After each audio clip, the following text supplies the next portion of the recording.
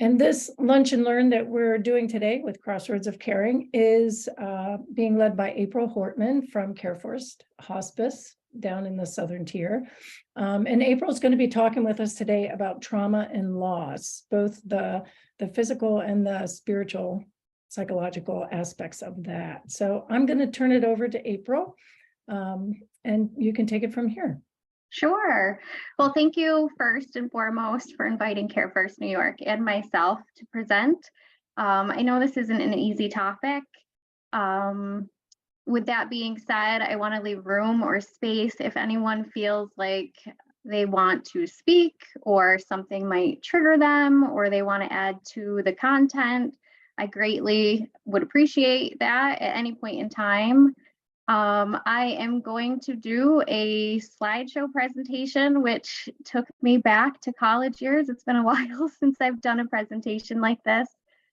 It was a very, speaking first and foremost, it was more difficult to put a presentation together on a topic like this because it is not simplistic. It is complex. Each individual is different in the way that they respond or react or even perceive loss and trauma. So I'm going to do a quick overview, but hoping to allot time for us to sit back and have back and forth dialogue, answer questions, or share experiences, or maybe even examples. I am not tech savvy. I have been with CareFirst, and I say I'm not tech savvy as I'm looking around for things, but I'll chit chat while I'm doing that. I have been with CareFirst New York for, I think I'm going into my 5th year now. Never thought that I would be working specifically with grief, actually terrified of it. I was more crisis mental health worker, disability support, those types of things. So to find myself in a grief area was a little out of my comfort zone, but I have to say that I fell in love with that particular topic and supporting individuals who were going through grief, but also when we see people, typically they're also in trauma, is why they come to us. And I do see familiar faces, so that's also helpful. Let me see if I can do this. Okay, can everyone see that okay? Okay. Yep. Okay, I just need to move stuff around, so give me 1 second to hide you. Okay, so I can't see your pictures, so if there is something, if you could just speak up and maybe then I'll be able to see everyone. Okay, so this is the lived experience of trauma and grief, a brief overview of both and how they impact individuals both emotionally and physically. I am a clinical therapist, like I said, at CareFirst New York. I do have my license in social work. I also have a PhD in human development. I wanted to just give an overview of our mission at CareFirst. I know most of you, if not all of you, are familiar, but just to reinstate, our mission statement is affirming life through extraordinary care, compassionate support, and care. Our focus population is the seriously ill and grieving. Our vision statement is innovating an unparalleled experience. And our service areas are Chemung, Steuben, and Schuyler County. We have 4 service lines. We have our palliative care, we have our hospice, we also have grief support. That primarily is through groups and supporting those family members from our hospice team. And then we also have a mental health counseling, and that is, although our focus is on grief related issues, we also offer services for anyone who is struggling with mental health. So, like I said, the objective today is really an overview of trauma, grief, and traumatic grief, ways to help, and then opening it up to questions. But again, if there is something that triggers you, or you feel like you would like to interject or speak up, I welcome that. So, what is trauma? I like the picture on the side, and I'm a very visual person, so I try to put some pictures up, hoping that other people are visual as well. But trauma is really strange because not every person is going to experience trauma the same, feel it the same, respond to it the same. So what it is it is an emotional or physical response to a distressing experience. It can be sudden or unpredictable. It involves a serious threat to life, bodily injury, death, and feeling beyond one's own control. And that doesn't have to be you as a person. It could be someone very close to you has experienced this as well. Some people respond in a trauma state when a loved one is facing the same thing. But the key point here is it really undermines our sense of safety.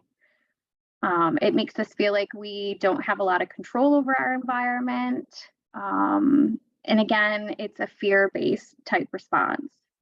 It can be immediate or it can be delayed. It could be brief, prolonged, and sometimes people don't even have any response after a traumatic event. Again, going to the point that trauma can be strange. For most people, these are normal and expected responses and generally lessen with time. And in some cases, these responses continue for a longer period of time and interfere with everyday life. And like I said, that's usually when we see people come in, is when they're really struggling with that every day. So who does trauma impact?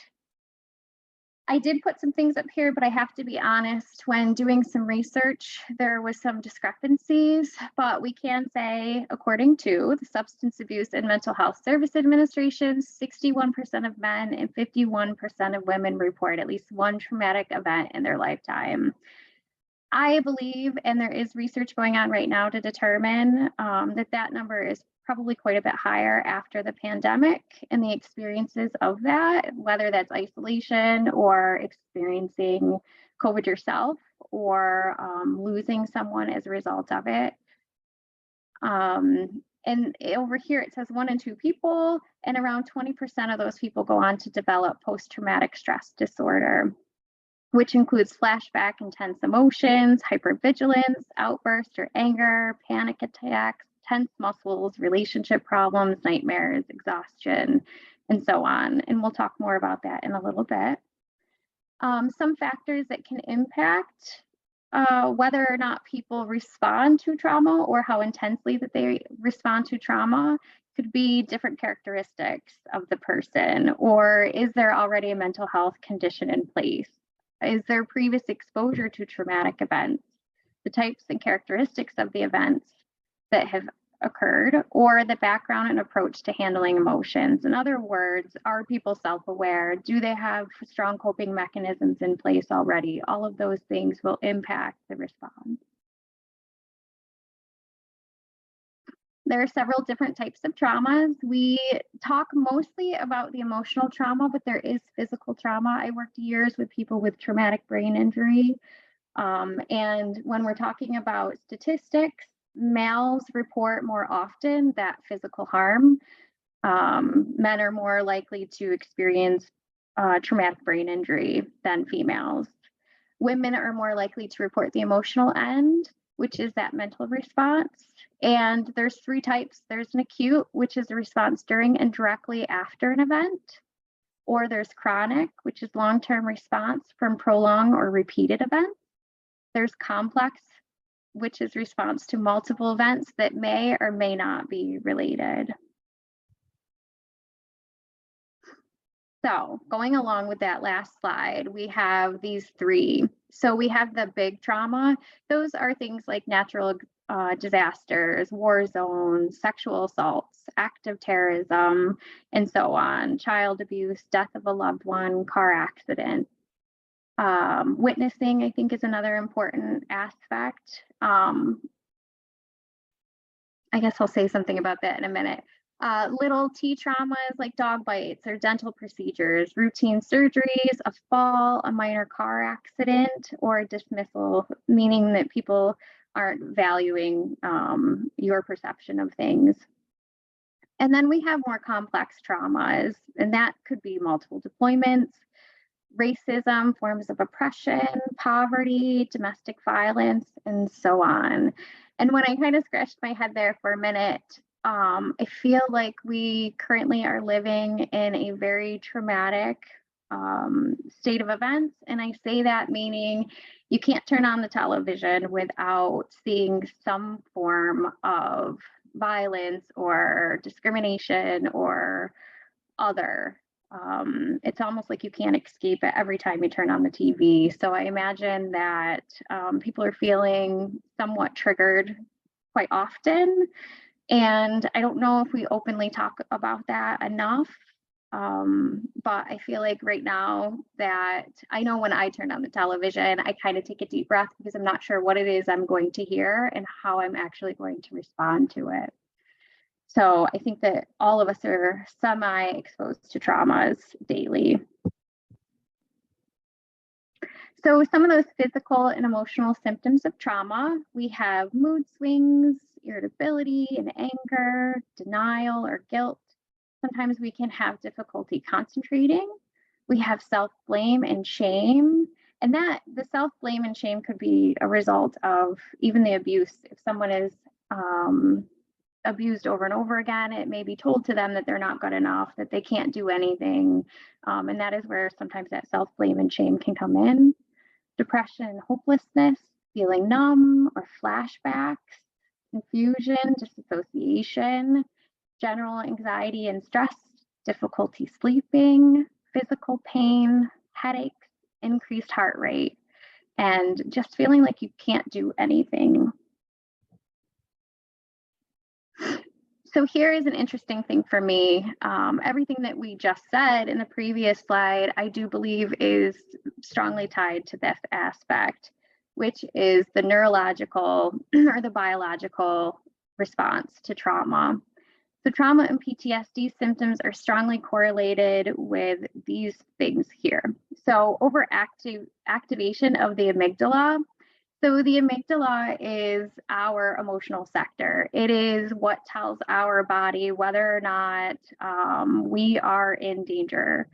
And when we are in a trauma response or we have faced danger before, our body is always looking for it. It's always looking to be prepared. So after we've experienced trauma, the amygdala is almost hypersensitive to things around it. Anything that looks like it may pose a threat to the body. And so we have a lot of physical reactions as a result of that. We also have a decrease in the size and underfunctioning of the hippocampus. And the hippocampus is where we store our memories. And our memories are what help us make decisions. And so if we have a memory of something that caused harm to ourselves, anything that appears to look like that is going to help us also make that decision. Which is also going to kick that amygdala up. We can also have a decrease in size of underfunctioning of that prefrontal cortex, and that is where we make our complex decisions. And we have found that that actually will shrink sometimes after we have been exposed to trauma. There are lots of theories around why that may actually be. Dating back to when we first developed as humans, we didn't really have time to make decisions. If a lion jumped out to get you, you didn't have time to sit there and say, what should I do about that? So the amygdala would kick in and send you on your way.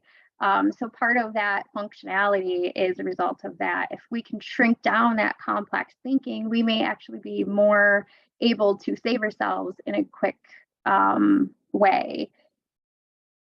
That's the body's processing. It doesn't always work, though, in our modern world. So I wanted to just show this because I thought it was such an interesting picture. So if you look on the left side, and if that is considered a healthy environment, so that is someone, a child who grew up what we would consider healthy. And then on the other side is if someone, a child, was under significant or ongoing trauma. And the red is activation. The black is deactivation. So if you see the more trauma that an individual experiences, especially from childhood, that brain will actually shut down some of the functionalities and not work properly. And that's probably why we see all the other symptoms that were mentioned in a few slides before. Does anyone have any questions before I move on to the next piece? I have one quick clarifying question, April. Yes. In that picture that had the big T and little t traumas and the C trauma, what did the C stand for? Complex. Okay, thank you. More complex. Yep. It's not as straightforward or even not visible, just an experience, especially if we're talking racism. We don't always see it. We can't pinpoint it. We can't grab a hold of it, but it doesn't mean that it's not happening. So it's a little more complex in identifying as well. Okay, thank you. That's helpful. Yeah. April, is the physiological response, the neurological response the same, whether it's big T, little t, or C trauma? I think it would vary depending on your experience. Again, kind of in the beginning, are you self-aware? Do you have good coping mechanisms? Those types of things. Does that answer that question? Mm-hmm. Okay. Thanks. Yep. So grief is defined, it is a loss. It is a natural and a unique reaction to loss. So again, it is very, very similar to trauma, and I will show you the variances and similarities a little bit later on, but we do have that physical reaction, very much like trauma. We may feel exhausted, we may feel anxious, we may not be able to sleep, those types of things. We have that emotional reaction where people say, I just can't control my emotions. I just cry all the time. I can't, or maybe they're angry.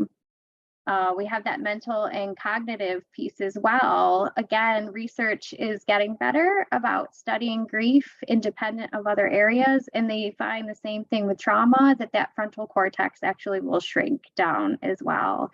So that ability to concentrate, memorize things, is very much impacted naturally.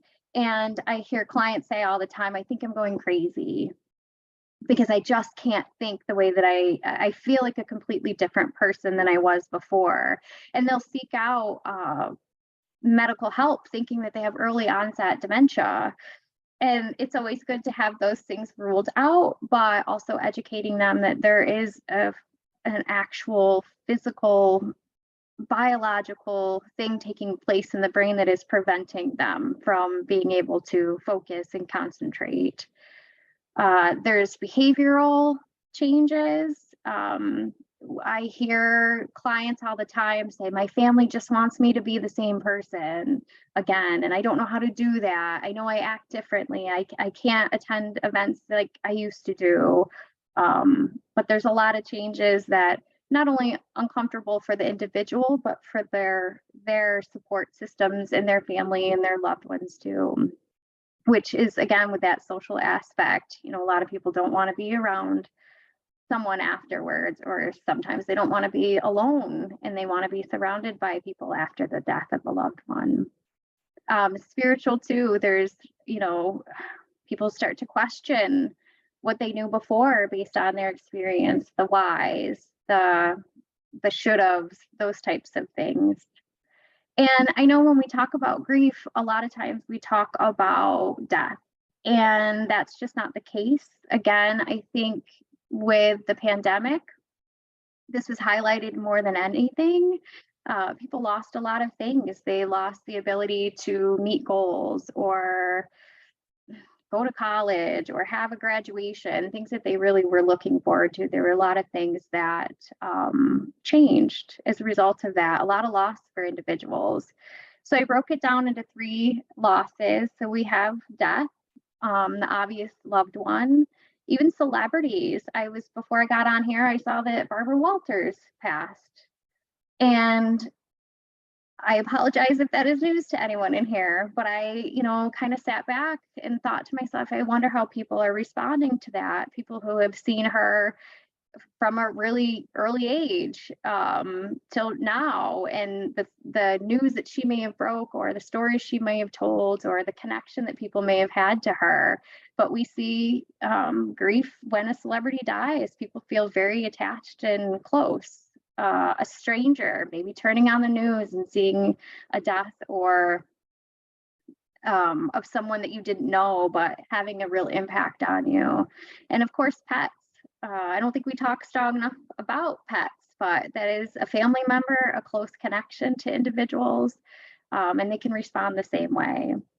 Then we have tangible, which are the physical and the visible losses, like a job or a home or physical functioning. I dealt with this a lot when working with people either with traumatic brain injury or new disabilities or barriers.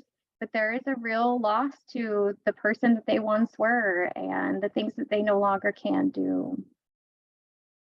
We have also the non-tangible, the psychological, or the abstract, like losing your identity or your autonomy or your hopes and dreams. Just like with the pandemic, those hopes and dreams, but also the autonomy and identity, which I'll talk a little bit more about here in a minute. So I put you guys back on. I have to move you out so I can see. So 1 second. So there are many kinds of grief. There are so many types of grief, but I found this picture because I'm visual. And this captures, you know, a few of the ones that we see on a regular basis. We have cumulative grief. And this is the kind of grief that really happens one right after another, or one on top of another. It could be multiple losses, like a job or marriage or home, a friendship, and they all happen close together or at the same time. This is where we would talk about traumatic grief. That would fall into that category. Impacts us a little bit differently. Anticipatory grief. This is the kind that happens when you know the loss is coming. I know my hospice workers and a lot of the other ones here on this presentation understand this very well. This is walking a loved one through cancer, or being uncertain about losing a job, or anticipating the loss of a relationship. These can lead to different kinds of feelings like anger, helplessness, and pain. Then there's chronic grief. When we experience painful loss that cannot change, it can be difficult to move on and beyond this grief. It's the kind of grief that doesn't decrease over time and is marked by intense feelings of grief that persist. Again, this would probably be considered as well as a traumatic grief, which we will talk about in a minute. We have complicated grief that occurs when layers are unfinished. Loss and trauma contribute to this. It can be disordered thinking, reactive behaviors, and other losses that can lead to complex interactions of our feelings. And then the collective grief. That's when a community experiences the same loss. There's a sense of collective grief. This is happening, again, with a global pandemic and endless experiences of world in crisis. Oh, the Kubler-Ross grief model. So this is where we talk about those 5 stages of grief. And when this model was first put into place by Elizabeth Kubler-Ross, she did this for the dying. And I think that a lot of people have misconceptions about this particular model. We use it for the grieving, but it was intended for the dying. And if you look, it says the emotional state on the side, and the bottom is supposed to be time. So with time, you're supposed to move through these 5 stages: the denial, the anger, the bargaining, the depression, and the acceptance. But what we know now is this is just kind of a guide. It is not linear. Not everyone experiences these 5 stages. Some people skip over stages. Some people go back and forth through the stages. So grief can be more like a cycle, I guess, than moving through. It is not linear for most people. Does anyone have any questions before? I know I'm kind of moving fast, but I want room for discussion. Does anyone have any questions yet? No? Okay. So trauma and loss, this is where we're bringing the two of them really together. So not all losses are traumatic. Hey, April, I had Yeah. a question before we go there about the kind Yeah. of. Yeah. I just wanted to understand a little bit bargaining before we go to this discussion. Okay. What would you want to talk more about it? Is that what you're saying? I want to understand it a little bit, bargaining. What is The bargaining for the dying or the grieving? for grieving? For the grieving, I think that's more along the lines of, I think that's a little more difficult with the grieving stage. I really do. I think that it's hard to bargain in the grieving stage because you can't bring that individual back. But I think where that falls well is that really is them looking more back to what they could have done differently. I have a lot of individuals who are grieving who constantly look back and think, if only I had done this, if I had known this, if I could have done something differently. So I feel like when we're talking about the grieving stage, it's not really bargaining to bring the person back as much as it is bargaining with self of what could have been done differently to make the outcome change. Isn't like guilt instead of bargaining? It could be guilt, absolutely would fit into that section for sure.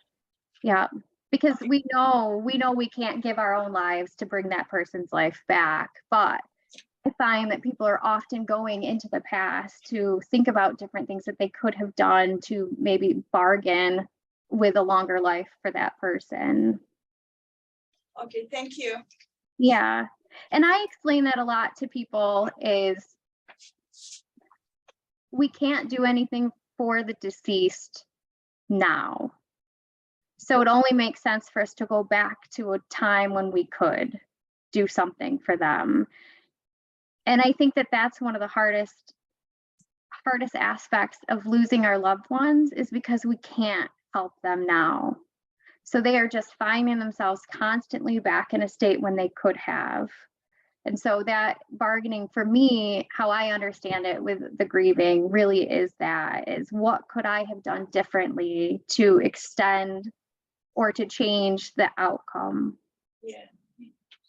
We are having it a lot in the hospital setting when the family is about to make a decision and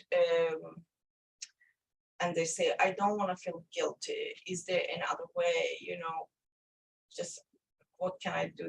I mean, am I gonna feel guilty that I could do differently? I just had it last week, this one family. So Yeah.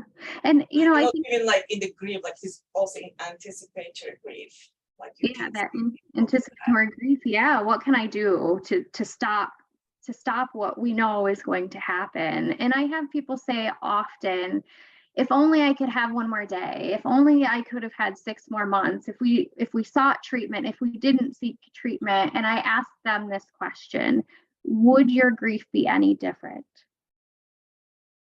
Thank you. Would it be any different if you had that 6 months, if you had 10 years, do you think you would miss them less? And I think that helps give perspective that they are going to miss that person regardless of how much time that they had with that person. 10 years is not going to take away the feelings that they're going to have when that person leaves. Would it be nice? Absolutely. Would they have more opportunity to form memories? Yes, but that grief will not be lessened, whether it's now or 10 years from now. It's a hard one. And I imagine in the hospital setting, it's hard for staff as well to question, could I have done more? Could I have made the death less traumatic or painful? Could I have brought more comfort to that individual? So, yeah, I imagine that is a conversation that you have often.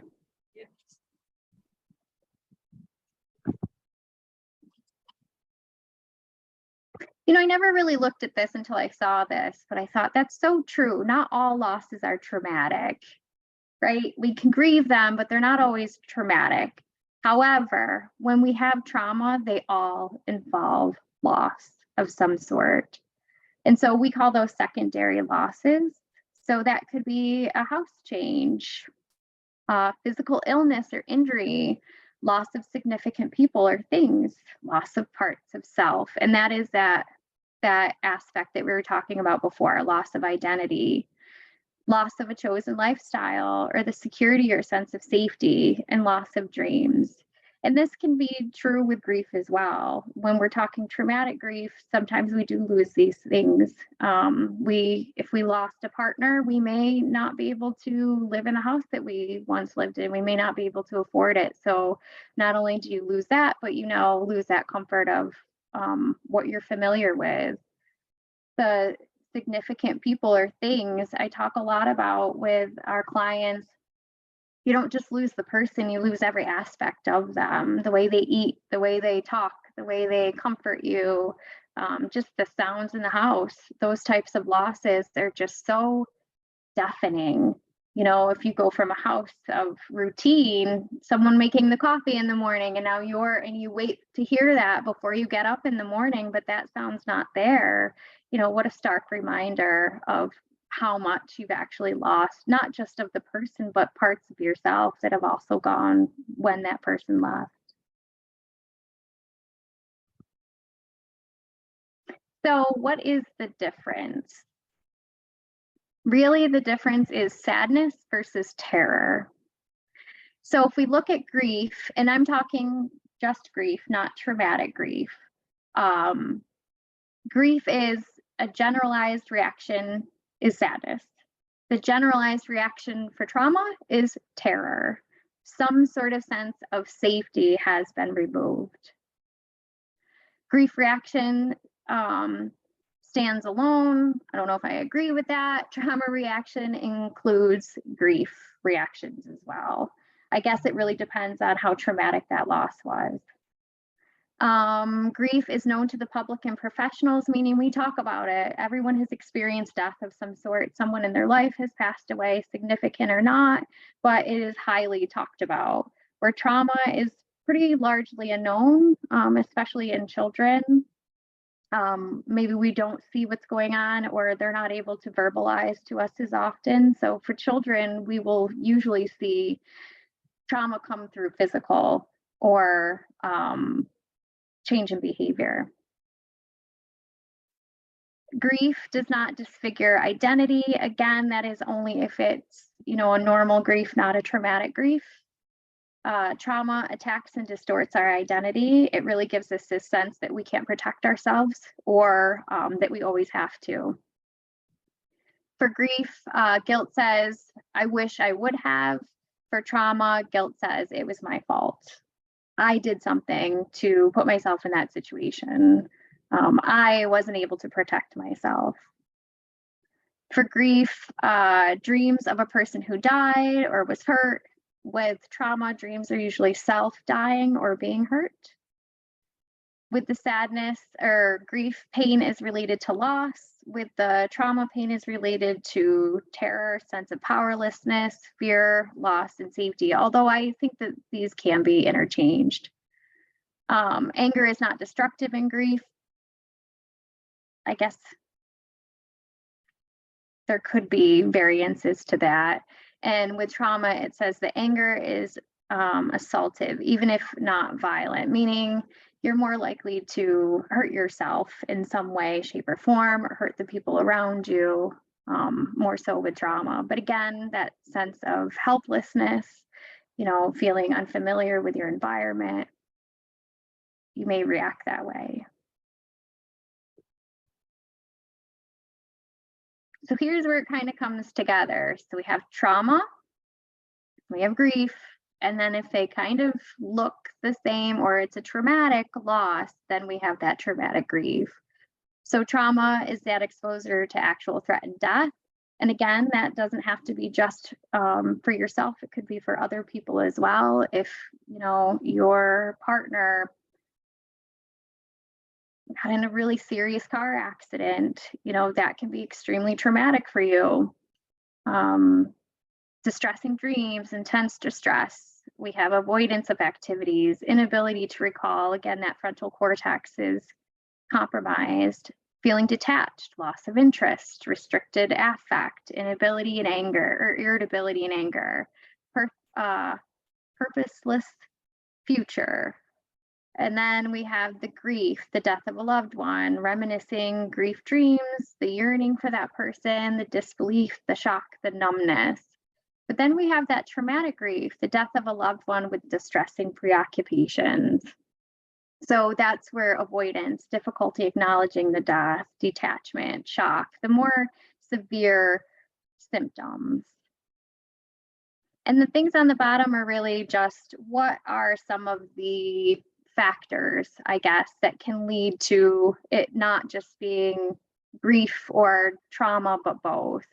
Is, have you experienced other losses before? How often? How close together were they? How close were they to you? How gruesome maybe was that loss or that death?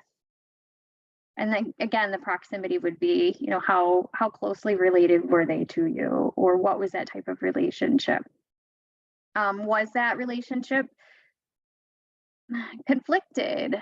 We get a lot of people who will come in who may have not been very close to the individual, like say a parent. They haven't seen the parent in a long time, they lose their parent, they respond very strongly, and people can't understand why. Well, they've lost that ability to reconnect if they ever did want to. So the opportunity to do so is gone. And then obviously age can be a factor in whether or not that grief is traumatic, the cause of that death, and then the length of time. Was it a quick? Was it slow? Was it painful? Those types of things. And again, a lot of this is subjective. What we feel could be a trauma or not a trauma, someone else may see it very traumatic to them, or maybe not. I think the hardest thing here is, how do we respond? I get that a lot, especially for people who are grieving. They will say, gosh, I know people are trying to help me, but they're just saying all the wrong things. How could they say those things to me? And we talk about that they're really trying to help. They're not trying to be harmful. They just don't know what to say. They don't know how to respond. And you yourself don't know how you're going to take information in. And so here's just a chart of do's and don'ts. Goal is to take away or ease the pain. Well, that we can't. There's no magic wand that we can just, take away all that pain with something being said. So really the goal is to be supportive and present, and to provide that space and support for them to process through that, because grief itself is really a process. Don't search for the silver lining. People will say, oh, they're in a better place, or at least they're not suffering anymore. And that can be really traumatic for the individual. Instead, you really want that pain to exist, acknowledge that they're in pain, validate that pain, support them through that. Don't focus only on what you can say to make the person feel better. This often leads to phrases that begin at least or don't despair.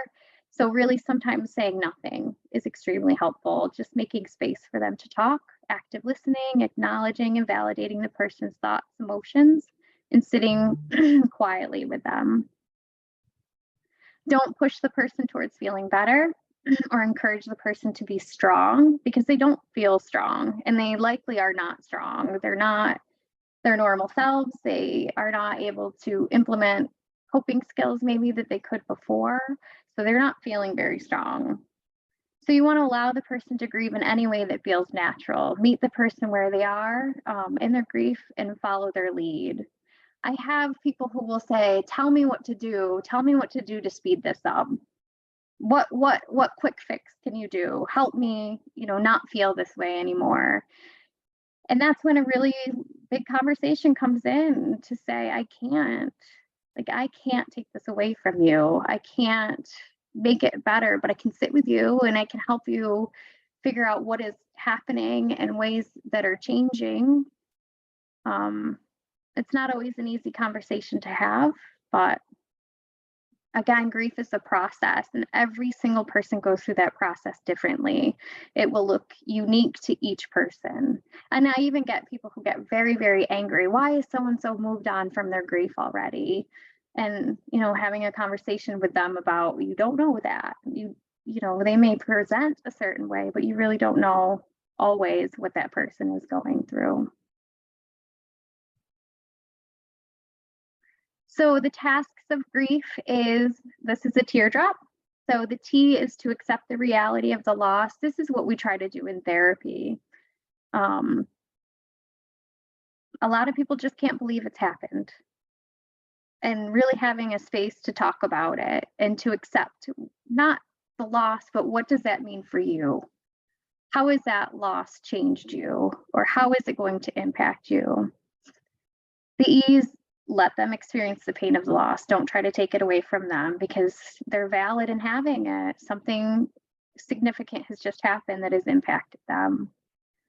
A, adjust to the new environment without the lost person. That's a hard one. That's probably the hardest. How do you live every day when you lived it differently before? How do you live in a world that keeps moving forward where you feel stuck? That takes time, that takes space, that takes support and validation, and a lot of education too. And then R, how do we get them to reinvest in the new reality? How do we help them accept what is and what to do with that? What is that going to look like? How do you want your future to look?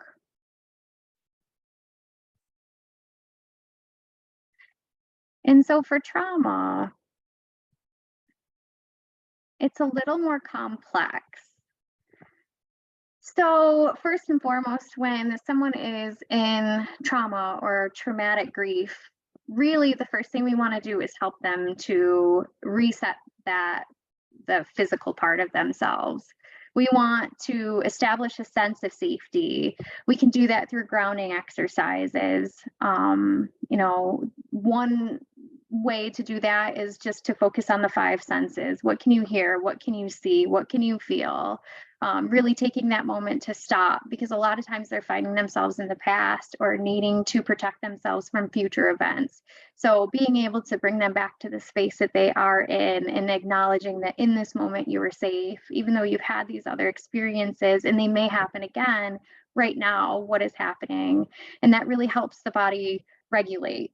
There's a lot of stuff going on in the brain and in the body, prepping for the need to act, but that's not always what's happening in the moment. So bringing them back to their bodies as is now is usually the first thing that we try to help them with. Second is educating them as things come up, as symptoms come up. Why is this happening? Well, this is why it's happening. Your brain is responding and it's telling your body to sense fear when fear may not exist. And then developing an individual plan. Again, every person is so much different. So we really want to make a plan that is something that they can practice. It's designed for self-regulation. What grounding techniques work best for them, right? What is needed? What are they experiencing most? How do we concentrate on the cognitive, the physical, the emotional, the spiritual, the social maintenance? How are they particularly reacting, and what plans can we kind of put into place for them? The resiliency awareness is also extremely important when working with people. Is what have they used in the past to get through things? Because this probably isn't the first time that they've experienced something difficult and they were able to get through it. What do they already possess? What do they have within themselves that they can utilize again without having to learn something new? Taking action is really that planning. What do you want to do about it? How is that going to look? How can I help you create that plan? And then trauma integration. And that is really supporting and reflecting the experiences in the previous stages. So with a goal of building a life narrative and incorporating both the trauma experience and the personal strengths that enable them to survive it. So acknowledging, yes, this happened to you, and yes, you have overcome as well. So how has that trauma changed you? Not just for the, yes, it has done some negative things, but at the same time, what has it maybe taught you about yourself, how you react to those things, and how can we put something into place to have a little more control over that? And so I just wanted to put this up here, and I can share this if it's helpful to anyone in terms of the presentation, but I thought, why not just kind of finish out with some of the trauma coping skills? And again, I think that trauma and grief can be interchangeable. It really depends on the symptomology that the person is having. Was it a traumatic experience? Are you having these long-term symptoms related to an event, whether that event was a death or not? But developing those resiliences, what does that look like? Emotional and physical release. What can we do to help the body? Health habits, self-care. Are we actually taking care of the basic needs? Are we drinking? Are we eating? Are we sleeping? And if not, how can we at least, help them get to that place of getting some sleep or taking in some water? Because a lot of times people aren't able to even take care of their basic needs. Again, those grounding skills, 5 things that you can see, 4 things you can touch, 3 things that you can hear, 2 things that you can smell, and then naming something that you like to taste, or even eating something that you like. Relaxation skills, shifting the mind and the thoughts. That takes a lot of practice because we have to understand what it is that we're actually thinking and why we're thinking it before we can change it. Distractions. That's a really good one temporarily, but I have found that people will I'll say, how are you doing? And they'll say, I'm staying busy. I'm staying busy. And I'm like, okay, how about at night when you're not busy? Oh, yeah, I don't know what to do with that, right? It's a little harder to find tasks or pick up a phone and busy yourself. So I find mindful distractions, yes, helpful, but temporary. And then finally, asking for help, whether that's to talk more with a trusted friend, a family, spiritual worker, a teacher, someone that you trust. Connecting to different support groups so you don't feel alone in that process, that other people are experiencing similar things. And then also, medication is also another option. Talking to your doctor, is there something that can help aid through the process?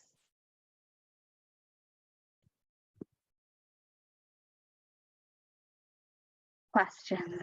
There's so much going in my mind, like, oh, I really want to add to that. I really want to add to that, because it is kind of one of those topics that is not cut and dry or straightforward in any way. Does anyone have questions or dialogue or examples, or maybe something that they're struggling with that I might be able to help provide some guidance or understanding?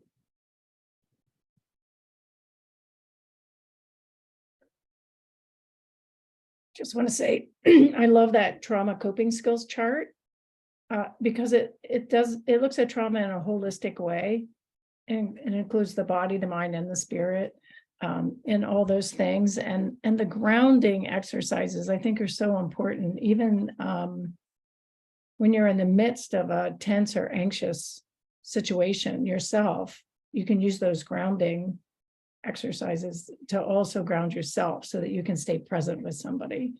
Right. Right. And it's interesting because people want to know why. Why does that work? Why does it work? And it's because your amygdala is going crazy. It is sending signals to the brain or to the rest of the body to get ready to fight, flight, or freeze. And it also releases cortisone into the body, which helps us react And that can become really dangerous. That's why we become sick and ill, because we have this buildup of cortisone in our body. And if we are not regulating that amygdala to tell it, I'm okay, like I don't need to be in fight or flight or freeze because the fear is not present right now, that's really helpful, because we're just prepped. That brain is ready for action. If we have gone through trauma, it is looking for the next thing to protect itself from, especially when we're talking about cumulative trauma, things that happen one right after the other. How do you calm the body down? That brain is talking to your body, and it is doing things that we do not see. And so with those 5 grounding exercises, it really settles that brain down. It says, oh, okay, all right, I don't need to be prepped. I don't need to run because I'm not in a fear state right now. Could I be in the future? Sure. Okay, well, let's talk about that. What would that plan actually look like? And so planning is another really good coping mechanism. Usually people come to me and they don't know what to do. And I say, well, what do you want to do about it? And they say, what? And I said, well, what's the first step? Because if they have a plan, they can follow during that. But if they don't, they're just reacting. So yeah, the grounding is really just telling the body, you're okay. You are okay. You do not need to run. You do not need to fight. You do not need to freeze. Yeah. Thanks. Mm-hmm. We have about a minute or two if there are other questions or comments.